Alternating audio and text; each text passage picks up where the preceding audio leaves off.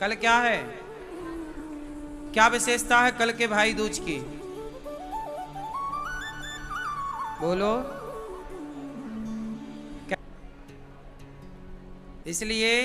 इसलिए तो कहता हूं, हाँ, अच्छी करनी कर लो रे भैया, मोबाइल वाली मैया बैठ के मोबाइल चला लो, कथा बैठ के सुन लो।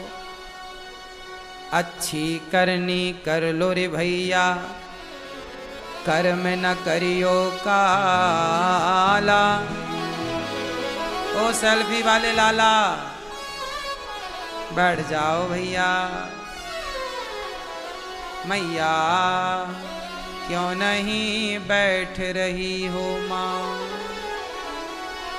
पकड़ के बिठाऊं क्या?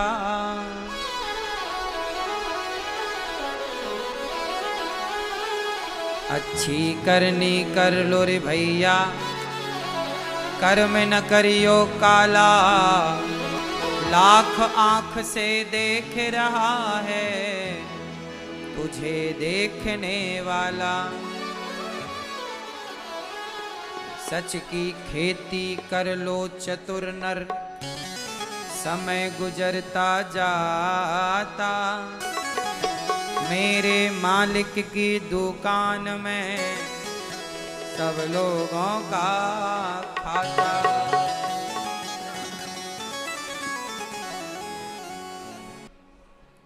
बात समझ में आई? किससे दोस्ती करना है? भगवान कृष्ण से दोस्ती कर लो तो आपकी बल्ले बल्ले है। क्यों मैया? हाँ, हो गई तेरी बल्ले बल्ले। हाँ। कृष्ण से दोस्ती करने में हो जाएगी बल्ले बल्ले। तो आप लोग बस मस्त भगवान की शरण में रहो। तो आज अन्नकूट, और तो इस तरह से आप लोगों को कल का उत्सव भी हमने बताया, आज भी। तो आप भाई बहन आए हैं तो कल भी डुबकी लगा ही लीजिएगा सवेरे सवेरे। भगवान ने गोवर्धन को उठा करके बड़े प्रेम से ये सिद्ध किया कि गोवर्धन मतलब गाय का वर्धन करके गाय की संरक्षण की बात श्री कृष्ण ने कह दी। भगवान को पता था कि आने वाले टाइम में गाय की सेवा नहीं होगी, गाय पर संकट खड़ा होगा। इसलिए भगवान को आना पड़ा और गाय की सेवा करके समाज को यह मैसेज देना पड़ा कि भाई देखो, गाय की सेवा के बिना मेरी सेवा नहीं हो सकती। इसलिए आप लोगों को चाहिए कि आप सब बड़े प्रेम से गाय की सेवा करें। बोलिए गौ माता की जय। फिर इसके बाद कौन सा त्योहार आएगा? क्या आएगा? छठ पूजा आएगी। छठी महारानी है ना। छठ पूजा में क्या होता है? भगवान सूर्य की उपासना होती है, भगवान सूर्य की पूजा होती है। बिहार में और यूपी में ये पर्व बहुत धूमधाम से मनाया जाता है। भारत के कुछ हिस्सों में बहुत अच्छे से ये मनाया जाता है। ये पूजा है भगवान सूर्य की। संतान सुखी रहे, संतान हो, इसके लिए छठ पर्व मनाया जाता है। परिवार बढ़े, संतान सुखी रहे, बच्चों पर कभी कोई संकट ना आए, बच्चों की दीर्घ आयु के लिए, बच्चों की सब प्रकार से सुरक्षा के लिए छठी मैया का उपवास और पूजा होती है। भगवान सूर्य की आराधना होती है कि बच्चे बुद्धिमान हों। इसके बाद आएगा अष्टमी। तो अष्टमी क्या होगी? ये इसी को कहते हैं गोपाष्टमी। कौन सी अष्टमी है ये? छठी के बाद क्या आएगी? गोपाष्टमी। और गोपाष्टमी का मतलब है आज के दिन, मतलब गोपाष्टमी के दिन भगवान क्या किए थे? गैया चराना शुरू किए थे। इसलिए गोपाष्टमी में, इस कार्तिक में भगवान ने गाय चराना स्टार्ट किया। इसलिए गोपाष्टमी और इस कार्तिक के माह में गौदान की भी बड़ी महिमा है।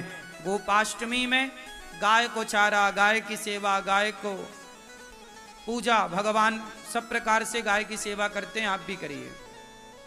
और गोपाष्टमी के बाद क्या आएगा? नवमी। कौन सी नवमी? बोलो। हाँ हाँ हाँ हाँ, अक्षय नवमी बोलते हैं, आंवला नवमी भी कहते हैं। कौन सी नवमी? इस आंवला नवमी के दिन कहते हैं कि आंवले के पेड़ पर ही भगवान श्रीमन्नारायण का वास होता है। आंवला नवमी के दिन, जैसे रविवार को, एकादशी को तुलसी पे भगवान नारायण का वास होता है, उसी दिन, उसी प्रकार आंवला नवमी को अक्षय नवमी भी कहते हैं। इस दिन आंवला दान करने की महिमा है। इस दिन आंवले के पेड़ के नीचे बढ़िया भोजन प्रसादी बना करके वहाँ पाने की, भोजन करने की, भोजन कराने की बड़ी महिमा है। हमें बचपन में याद है, हम लोग, हमारी माँ और हम लोग जाया करते थे खेतों में, जहाँ आंवले का पेड़ होता था, वहीं बढ़िया बनता था प्रसाद, वहीं भोग लगता था, वहीं खाते थे। आंवला भी खाया करो, ये औषधि है। तो अक्षय नवमी कहते हैं, अक्षय नवमी के दिन किया गया कोई भी पुण्य अक्षय फलदायी होता, उसका कभी क्षय नहीं होता। तो आंवले का पेड़ घर में लगाइएगा और आंवले की पूजा करिएगा। देखो हमारे जो त्योहार हैं कितने वैज्ञानिक हैं कि हम लोग पेड़ पौधों की पूजा करते हैं, आंवले के पेड़ की पूजा, ये प्रकृति की पूजा है। फिर आएगी एकादशी। कौन सी एकादशी? हाँ, देव उठनी एकादशी, इसे बड़ी एकादशी भी कहते हैं, बड़ी 11, देव उठनी एकादशी। इस एकादशी के दिन ही भगवान श्रीमन नारायण का, भगवान शालिग्राम जी का तुलसी जी के साथ विवाह होता है। तो आप लोग भी विवाह करिएगा, यहां होगा, आप लोग सब दर्शन करेंगे। फिर इसके बाद क्या होगा? पूर्णिमा, कार्तिक पूर्णिमा। मतलब ये जो कार्तिक का महीना है, सारे इस महीने में सबसे ज्यादा त्योहार होते हैं। हमारे सनातन धर्म में जितने भी महीने हैं, सब महीने एक से बढ़कर एक हैं, पर कार्तिक माह में सबसे ज्यादा त्योहार होते हैं। इसी माह पर दीपावली होती है, इसी माह पर देव उठनी एकादशी होती है, इसी माह में धनतेरस होती है, इसी माह में गोपाष्टमी होती है, इसी माह में अन्नकूट होता है, इसी माह में भाई दूज होती है। तो एक माह में इतने सारे पर्व, इतने सारे त्योहार। यदि ये सवाल कोई आपसे पूछे कि हिंदू धर्म में, सनातन संस्कृति में वो कौन सा महीना है जिस महीने में सबसे ज्यादा त्योहार होते हैं, तो आप कह सकते हैं कि कार्तिक का माह है वो, जिसमें सबसे ज्यादा त्योहार होते हैं। और सभी त्योहारों की अपनी अपनी विशेषता है, सबकी पुरानी पौराणिक मान्यता है। तो कार्तिक का माह वैसे ही पवित्र है। ये व्रत का, इस माह में कहते हैं तीर्थों में स्नान करने का बड़ा महत्व है। आप लोग वृंदावन में हो तो यमुना जी ही स्नान करने जाया करो।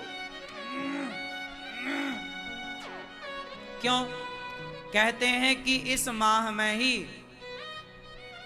एक राक्षस ने वेदों को जल में छिपाया था। कहते हैं कि कार्तिक माह में वेदों का वास जल में होता है। कहाँ होता है? वेदों का वास कहाँ होता है? तीर्थों में, नदियों में। जितने हमारे तीर्थ नदियां हैं, जलाशय हैं, उनमें वेदों का वास होता है। इस महीने में वेद जल में शयन करते हैं, जल में वास करते हैं। तो वेद जब वास करते हैं तो कहते हैं कि जब आप जल में, तीर्थों में स्नान करते हैं तो आपको वेद माता की कृपा प्राप्त होती है, और वेद कृपा करते हैं तो आपका ज्ञान बढ़ता है, आपका यश बढ़ता है, आपकी कीर्ति बढ़ती है। आपकी बुद्धि कारगर होती है, मीन्स अच्छी होती है, पवित्र होती है। इस माह में दीप दान करने की भी महिमा है। सब प्रकार से स्नान दान की महिमा बताई जाती है। कार्तिक का माह, तो कार्तिक माह पूरा उत्सवों से भरा पड़ा है। आप जो उत्सव मनाना चाहें जो वो आप मनाएं। प्रिय भक्तों, भगवान श्री कृष्ण की जितनी लीलाएं हैं वो सभी लीलाएं, चाहे वो गाय चराने की लीला हो, चाहे वो काली अनांग को वहां से विदा करने की लीला हो काली दह से, चाहे भगवान जी की महारास लीला हो, प्रत्येक लीला के पीछे समाज के लिए एक अच्छा मैसेज छिपा होता है कि भगवान ने ये किया तो इसके पीछे का कारण क्या था। आज मैं कुछ भगवान श्री कृष्ण और भगवान श्री राम से जुड़ी कुछ बातें आपको बताऊंगा। ये तो अभी हमने माह की महिमा बताई। एक कार्तिक माह की पुस्तक आती है छोटी सी, उसमें कार्तिक माह की बड़ी महिमा बताई गई है। पढ़ा करिए आप लोग। एक एकादशी की पुस्तक आती है जिसमें सारी एकादशियों का कथा होती है, और एकादशी क्यों मनाते हैं, और एकादशी कौन सी एकादशी कौन सा फल देती है। ये सब पढ़ा करो, थोड़ा बच्चों को पढ़ाया करो। कार्तिक माह के बारे में भी थोड़ा जानो, थोड़ा राम के बारे में और थोड़ा कृष्ण के बारे में आज हम आपको जो विशेष बातें हैं वो आपको बताएंगे। ध्यान से सुनिएगा। भगवान कृष्ण और भगवान राम दोनों में क्या अंतर है बताओ। राम और कृष्ण में बड़े कौन? जोर से, जोर से। हाँ, कौन बड़े? राम। कौन बड़े? कौन बड़े? कौन बड़े भैया? हाँ, राम बड़े। आप बताओ कौन बड़ा? राम। मैया बताओ, चश्मा वाली मैया जरा जल्दी बताओ, जल्दी बताओ कौन बड़ा? आप बताओ कौन बड़ा? कुछ लोग कह रहे हैं राम बड़े।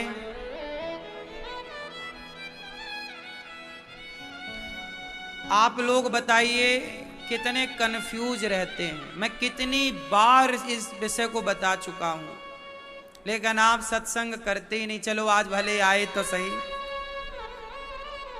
राम और कृष्ण में बड़े कौन? दोनों राम कृष्ण दो एक हैं, अंतर नहीं निमेष। जो राम है वही त्रेता में वो राम बने तो द्वापर में कृष्ण बने। अंतर आपको कैसे लगता है? आपको ऐसा लगा कि राम बड़े हैं? जैसे हमारी दो आंखें हैं, ये और ये, तो आपको कौन सी आंख ज्यादा प्रिय है? हाँ? आपको कौन सी आंख ज्यादा प्रिय है बताओ? कौन? दोनों? कौन सी वाली ज्यादा प्रिय है? जो ना प्रिय हो बताओ। जैसे आपकी दो आंखें हैं पर हैं तो आपकी ही, उसी तरह भगवान दो रूपों में है एक ही पर रूप दो हैं, राम रूप। और अब कुछ लोग कहते हैं कि राम में 12 गुण हैं और कृष्ण में 16 गुण हैं। कुछ लोग कहते हैं राम में 12 कलाएं हैं जबकि कृष्ण में 16 कलाएं हैं। कुछ लोग कहते हैं कि कृष्ण बड़े हैं क्योंकि कृष्ण में 16 कलाएं हैं। कुछ लोग कहते हैं जी राम बड़े हैं। ये छोटा बड़ा कौन कहता है? वही जो अज्ञानी है, जो राम और कृष्ण को दो माने, जो राम और कृष्ण को छोटा या बड़ा माने, समझ लो कि वो अज्ञानी है। अभी सत्संग किया नहीं, जाना नहीं, इसलिए वो छोटे और बड़े का भेद रखता है, क्योंकि सत्संग से अभी जुड़ा नहीं है, मैच्योर नहीं है, गंभीर नहीं है, शास्त्रों का ज्ञान नहीं। 12 कलाएं राम की नहीं है। राम है सूर्यवंशी, और सूर्य की कलाएं कितनी होती हैं? सूर्य कितनी राशियों में रहते हैं? राशियां कितनी होती हैं? मेष, वृष, मिथुन, कर्क, मीन, कन्या, कितनी राशियां हैं टोटल? 12। तो सूर्य भगवान कहां जाते हैं? 12 राशियों में। तो सूर्य की कलाएं हैं 12। तो लोग कहते हैं कि राम की कलाएं 12 हैं। वो कलाएं राम की नहीं, राम की कलाएं तो अनंत हैं। राम की कलाएं तो अनंत हैं। 12 कलाएं क्या? राम अनंत कलाओं के धनी हैं। चूंकि राम सूर्यवंशी हैं, तो सूर्य की कलाएं 12 होने से लोग ये समझ लेते हैं कि राम की कलाएं 12 हैं। और कृष्ण है चंद्रवंशी। कृष्ण कौन है? तो चंद्रमा की कलाएं कितनी होती हैं? चंद्रमा की कलाएं कितनी होती हैं? बोलो मेरी मां, कौन कौन सी? चंद्रमा की 16 कलाएं हैं। प्रतिपदा से लेकर के पूर्णिमा आप गिनो। 15 हुआ, एक अमावस्या गिन लो। चलो मैं गिनाता हूं, बोलो अमावस्या। अमावस्या में चंद्रमा क्या होते हैं? शून्य हो जाते हैं। लुप्त इसलिए क्या हो जाता है? अंधकार। अमावस्या मतलब चांद का गायब हो जाना। गायब मीन्स दिखाई ना पड़ना।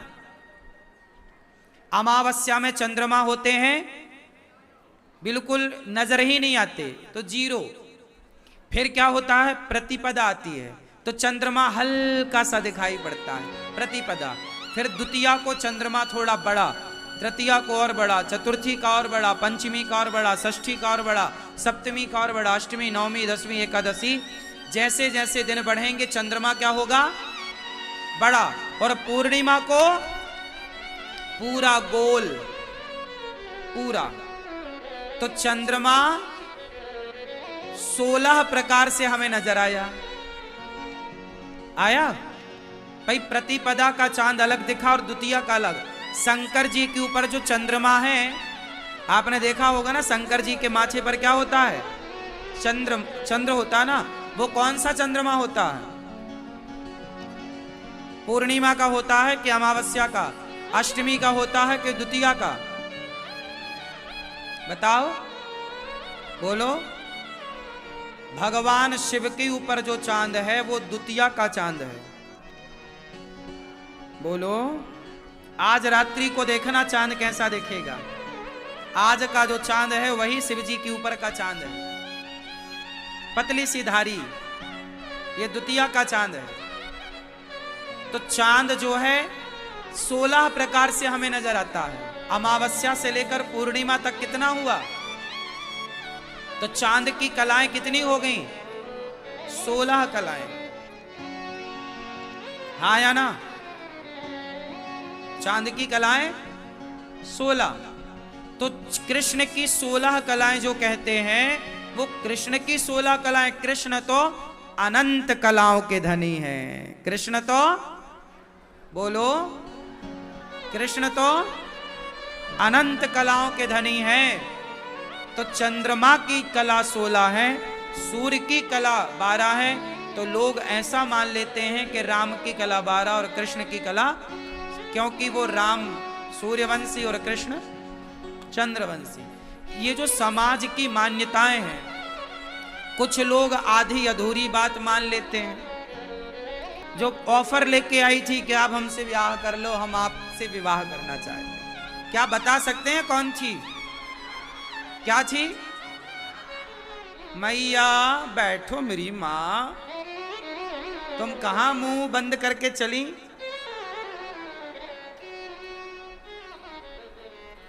चलो बताओ, कौन सी महिला थी जो राम से कहने आई कि आप बहुत सुंदर, मेरे से ब्याह कर लो? सूपनखा। ये कौन थी? रावण की बहन। अच्छा, इसके लिए भी भगवान राम को दूसरा अवतार लेना पड़ा। अब ये बताओ कि सूपनखा कहती है आप मेरे से विवाह करो, मैं आपसे प्यार करती हूं। अब मुझे एक बात बताओ, क्या भगवान से प्यार करना गलत है? उत्तर दो। यही तो कहते हैं कि भगवान से प्यार करो, भगवान से प्रेम करो। सारे संत लोग क्या कहते हैं? रामचरितमानस में भी लिखा है, राम ही केवल प्रेम प्यारा। मीराबाई ने भगवान से क्या किया? प्यार किया। तुलसीदास जी ने क्या किया? प्यार किया। सूरदास जी ने, रैदास जी ने, जितने भक्त भाई सब क्या किए? और हम भी क्या कहते हैं आपसे? भगवान से प्यार करो, हम भी प्यार करें। अच्छा, ये मुझे एक बात बताओ कि क्या सूपनखा जो राम से प्यार करती है, तो क्या सूपनखा का प्यार गलत था? भगवान से प्यार हो जाए इसमें गलत क्या है? और सूपनखा किसे चाह रही है? राम से कहती है कि मैं आपसे विवाह करना चाहती हूं, आप बहुत सुंदर हैं। तो बात तो ठीक कह रही है, राम से सुंदर कौन होगा? भगवान से सुंदर कौन होगा? तो समपुरुष। अच्छा, राम को देखकर किसी का मन राम की ओर खिंच जाए, इसमें कोई आश्चर्य तो नहीं है ना? बोलो मेरी मां। राम से विवाह करने का जो मन सूपनखा ने बनाया, क्या वो गलत था? बोलो, बोलो मेरी मां। नहीं ना। राम से प्यार करना गलत कैसे हो सकता है? भाई शिशुपाल ने कृष्ण से प्यार किया गालियां देकर, तो उद्धार तो उसका भी हुआ। रावण ने राम से प्यार किया दुश्मनी पालकर। कोई भी शंकर जी का ऐसा मंदिर ना होगा जिस मंदिर में माता पार्वती ना हो। क्यों जी है? क्या बिना पार्वती का कोई मंदिर है? कि बिना लक्ष्मी के कोई नारायण का मंदिर है? क्यों? हमारे यहां युगल उपासना होती है। सूपनखा ने गलती की कि राम से तो प्यार किया, पर सीता मां से प्रेम ना हुआ। सीता मां से नफरत की भावना थी, और जहां सीता को नफरत की भावना से देखा जाए और राम से प्यार की भावना में देखा जाए, राम बोलेंगे जब तक आप शक्ति से नहीं जुड़ोगे तब तक राम की प्राप्ति हो ही नहीं सकती। बिना लक्ष्मी के नारायण स्वीकार नहीं करेंगे आपको, बिना राधा के कृष्ण स्वीकार नहीं करेंगे आपको, बिना सीता के राम स्वीकार नहीं करेंगे। अच्छा, रावण ने भी गलती की। सूपनखा ने राम को देखा और सूपनखा के भाई ने सीता को देखा। रावण सीता मां को चुरा के ले गया और राम को छोड़ दिया, और सूपनखा राम को चाहती है, सीता को छोड़ रही है।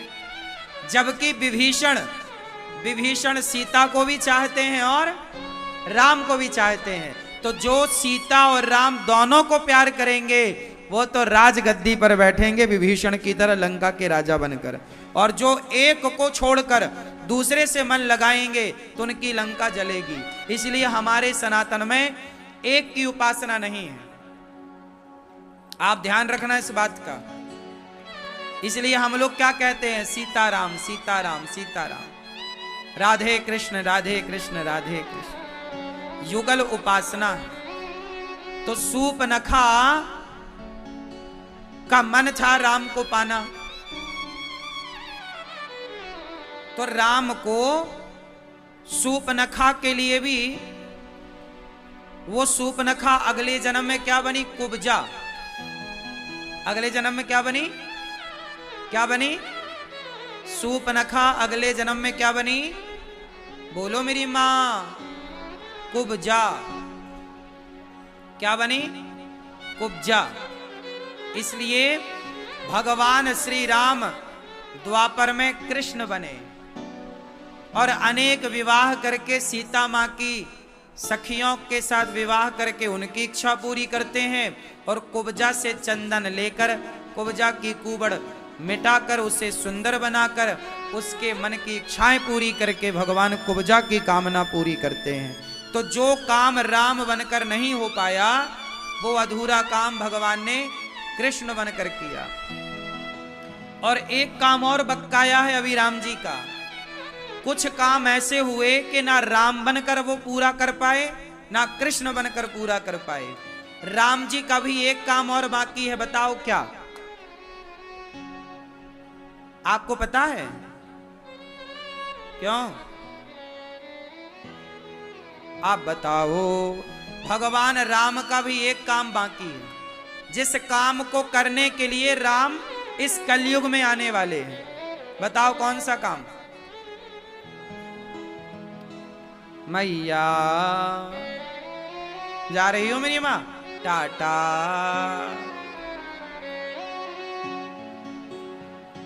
जाओ जल्दी आना। मैया आप भी चली? बताओ राम जी का कौन सा काम अधूरा? अच्छा आप पूरा करने जा रही हो राम जी का काम? अच्छा महाराज मैं आती हूं अभी पूरा करके राम जी का काम। राम जी का एक काम अभी और अधूरा है, जिसे भगवान राम कलयुग में आकर पूरा करेंगे। कौन सा काम? सुनो।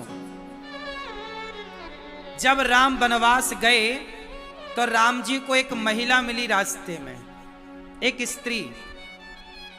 उस स्त्री ने कहा कि आप मेरे से विवाह करो, मैं तपस्या कर रही हूं, सतयुग से मैं तपस्या करती आई हूं कि राम को मैं पति के रूप में पाऊं। तो राम जी बोले ठीक है मैं आपसे विवाह करूंगा। मेरी पत्नी को रावण लेकर गया है, जब मैं रावण को मारकर पत्नी को लेकर आऊंगा और यदि आपने मुझे पहचान लिया, यदि आपने मुझे पहचान लिया तो मैं आपसे विवाह करूंगा, और आप नहीं पहचान पाई तो मैं आपसे विवाह नहीं करूंगा। तो राम जी रावण को मारकर सीता मां को लेकर राम जी आए उस स्त्री के पास, लेकिन वो स्त्री राम को पहचान ना पाई। तब राम जी बोले कि आप पहचान ना पाई, इसके लिए आप और तपस्या करो, मैं आपको कलयुग में विवाह करूंगा। वही कन्या आज वर्तमान में वैष्णव मैया कहलाती हैं, वैष्णवी मैया कहलाती हैं। वैष्णव मैया कहां हैं? बोलो मेरी मां। जम्मू, कटरा। कटरा क्यों कटरी बोलते हैं? तो जम्मू में जो कटरा है वहां जो वैष्णवी मैया है हमारी, वो वैष्णव माता से भगवान राम कलयुग के अंत में जब राम कल्कि बनकर आएंगे तो कल्कि भगवान का विवाह मां वैष्णवी से होगा। तो देखो एक बार राम जी आते हैं तो अनेक अनेक युगों के लिए लीलाएं करके जाते हैं कि कुछ लीला तब होगी तो कुछ लीला आगे होगी तो कुछ और आगे होगी। तो त्रेता में जो राम आए वही द्वापर में अपनी लीलाओं को पूरी करने कृष्ण बने, और वही इस कलयुग में कल्कि बन करके कुछ लीलाएं और पूरी होंगी तो वो कलयुग में पूरी करेंगे। तो हमारे भगवान राम और कृष्ण कितने हैं? बोलो। अच्छा बताओ राम जी के कितने अवतार हुए? बताओ कितने अवतार हुए राम जी के? कितने? भगवान राम के 24 अवतार हैं। राम मतलब नारायण, राम मतलब विष्णु, राम मतलब हरि। और हमारे भगवान के अवतार कितने हैं? तो भगवान का एक अवतार राम, एक अवतार कृष्ण, एक नरसिंह, एक वामन, एक धन्वंतरी, एक कच्छप, एक मोहिनी, ऐसे 24। इसमें एक अवतार होगा कल्कि अवतार। 23 ऑलरेडी हो चुके हैं, 24वां होगा। तो आप लोग ये समझते हो कि राम अलग। आपसे मैंने पूछा कि राम कृष्ण में बड़ा कौन, आप लोग बोले राम, राम बड़े कृष्ण बड़े। ऐसा नहीं बोला करो। छोटा बड़ा कहना भी अपराध है। को बड़ छोट कहत अपराधु। राम को छोटा कहना या कृष्ण को छोटा कहना ये अपराध है।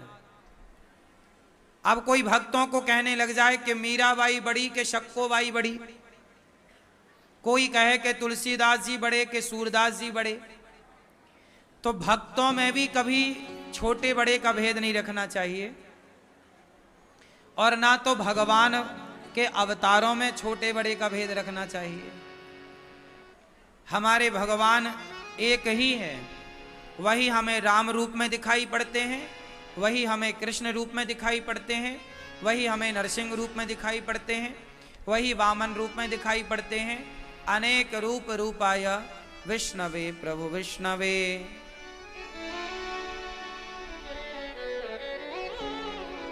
जम्मू जा रही हो? कहाँ? जम्मू, जयपुर। अच्छा, हमें लगा कि आप जम्मू जाके ब्याह की बात करोगी, लगता है